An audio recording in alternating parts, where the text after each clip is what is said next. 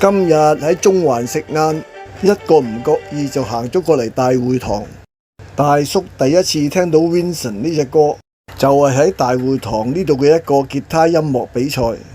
不經不覺已經有40年冇行過嚟呢邊啦。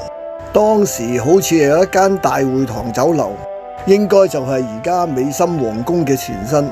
今日嚟呢度食晏，本來諗住美心皇宮都冇乜好講㗎啦，但係見到呢度竟然仲保留有推車仔賣點心噃。呢啲喺大部分酒樓已經絕咗跡嘅情景，喺呢度睇到竟然有啲新鮮嘅感覺，仲勾起咗一陣細路仔時候嘅回憶，所以先至決定出條片嚟介紹一下。因為而家好多年輕嘅朋友可能真係未見過推車仔賣點心㗎。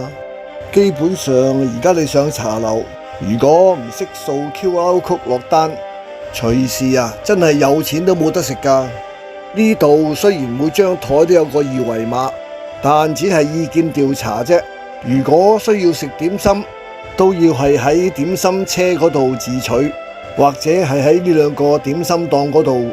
亦都有啲煎炸或者係街頭小食，好似豬皮魚蛋韭菜豬紅或者係碗仔翅、煎腸粉之類。點心因為唔可以網上落單，所以客人都要出去點心車嗰度自取，咁樣就出現咗一個問題。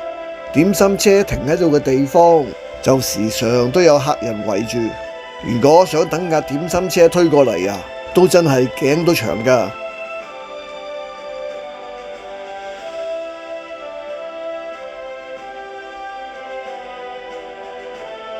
講到點心，雖然比一般酒樓貴，但係份量都幾足。好似呢個牛柏葉個兜雖然係一般大，但係份量就真係比一般多。多數墊底嘅都係用蘿蔔，但係呢度用嘅係麵筋，吸味亦都好食啲。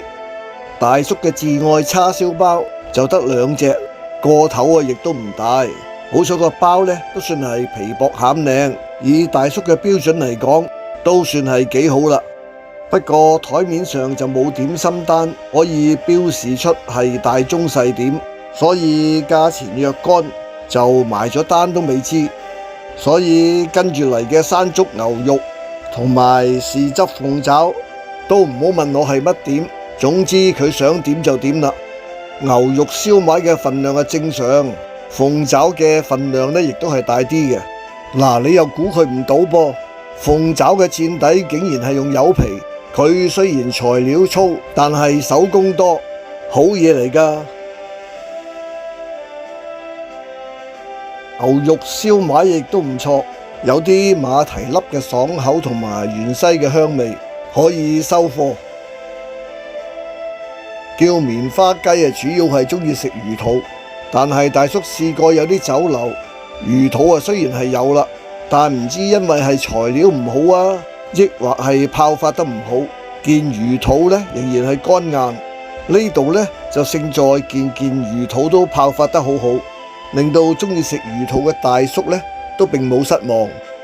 總括嚟講，呢度嘅點心質素同埋環境都唔錯。大叔埋咗單之後，都唔係好了解食咗嗰啲點心實際嘅價錢。大家唔介意嘅話，都值得嚟試下嘅。如果唔想食中，下一層都有一間可以接待西客嘅。呢間 Muses， 如果我冇記錯，就喺沙田大會堂都好似見到有一間，可能係一間專做大會堂嘅餐廳。西式餐好似呢個卡邦尼意粉啦，連埋一件蒜蓉包就賣72蚊。加12蚊就有半杯粟米湯，佢亦都有南洋風味嘅喇沙，呢款蝦喇沙米粉就賣76，配料嘅份量就算係中規中矩啦，係星洲喇沙嘅風味，不過就冇咁辣。卡邦尼意粉呢就乾身咗啲，味道係可以嘅。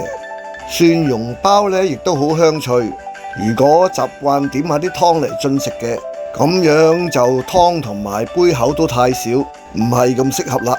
呢度仲有茶餐廳嘅叉燒煎蛋飯，食物價錢同埋質素都可以接受嘅。因為呢度外貌唔顯眼，一般嘅遊客就好少行到過嚟呢度。但係呢度其實有個前朝遺留落嚟嘅標誌，遊客可以過嚟食個平平地嘅晏仔，順便打個卡添㗎。